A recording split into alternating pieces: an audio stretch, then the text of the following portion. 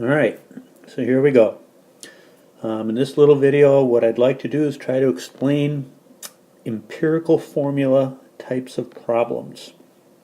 And this is being done by, yes, you guessed it, Smith Sensei. So, here we go. There are four very simple steps to be able to do these problems. Going from percent to mass, mass to mole, divide by small, and multiply till whole. Can you remember that? And from the lab, again, if you are remembering what the word empirical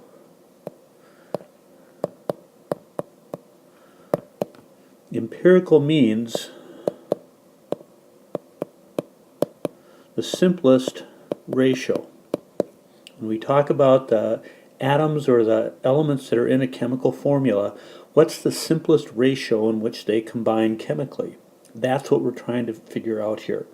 So again, we're going to look at being able to go from percent to mass, then converting from mass to moles, then we divide by small, I'll tell you what that means, and we multiply till whole, and what we end up with then is with subscripts. And you have dealt with subscript before when we were writing formulas for compounds. Subscripts are the little numbers that go down, and the one that we're going to be looking at here, magnesium nitride, we're going to be looking at the little numbers that go down below the elements that tell you how it combines. Okay? So here's my problem. A compound consists of 72.2% magnesium. Let me get my, there it is. 72.2% magnesium and 27.8% nitrogen by mass. And I want to know what is the empirical formula. So think about those four steps.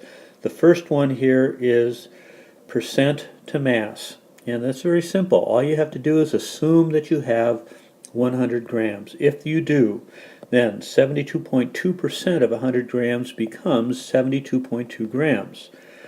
27.8% becomes 27.8 grams of nitrogen. That was pretty hard, wasn't it? In the lab that we did with magnesium and hydrochloric acid, we used our experimental data to come up with the masses of magnesium and the masses of chlorine. So you'll either get it through experimental data or you'll be given probably percents. Okay? Second one is to convert from mass to moles. And so I'm going to take my 72.2 grams of magnesium and I want to get to moles of magnesium. Now how do I get from grams to moles? You got an idea yet? Well, I'm thinking what I have to do is I have to use, well, I didn't want that, I have to use the molar mass. And so I'm going to have 1 mole of magnesium on top.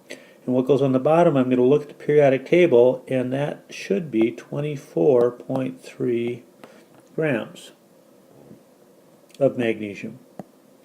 I'm going to divide 72.2 by 24.3, and the answer that I get here is 2.97 moles of magnesium.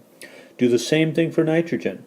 1 mole of nitrogen is 14.0 grams of nitrogen. 27.8 grams divided by 14.0 grams gives me 1.99 moles of nitrogen. The third step that we have here is divide by small. I'm going to look at these two values here. I'm going to look at 1.99, I'm going to look at 2.97. I'm going to divide them by the smallest number, which is 1.99. So I'm going to take this and I'm going to go 1.99. I'm going to divide this by 1.99, and what I get now is 1.0, and what I get here is 1.49. Am I done? No, there's one more. Well, let me say this. You're done if these numbers that you have here, this one and this one, if they are whole numbers, you're done. At that point, you have your subscripts and you can just write them down. If they are not whole numbers, and 1.49, I'm sorry, that is not a whole number. Then you have to go into the fourth step. And the fourth step is this. We're going to multiply till whole. So if I look at this, I'm thinking 1.49 is really close to 1.50. What do I need to multiply 1.50 by to get the nearest whole number? And like the multiples of 1.5. And if I am thinking right, I should multiply it by 2. 2 times 1.5 gives me 3. And if I multiply the top by 2, I also have to multiply the nitrogen by 2, and I get a 2. Now these are both whole numbers. These are your subscripts for the formula. And so the formula subscript for magnesium is 3, nitrogen is 2. And so I get the formula of magnesium nitride. Does that make sense? And if you think of the periodic table, magnesium is a metal, it's got to be written first. Magnesium has a charge of plus 2.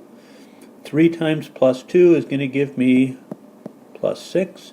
Nitride has a charge of negative 3. 2 times negative 3 gives me negative 6. Hey, that works too. So, that's how you do empirical formula problems. What's this thing about the secret sign? Well, I need to know if you watch this video or not. So when I come walking around the room and ask you for the secret sign, you need to wink at me using your right eye. Just wink once and I'll give you a treat. Thanks. Bye-bye.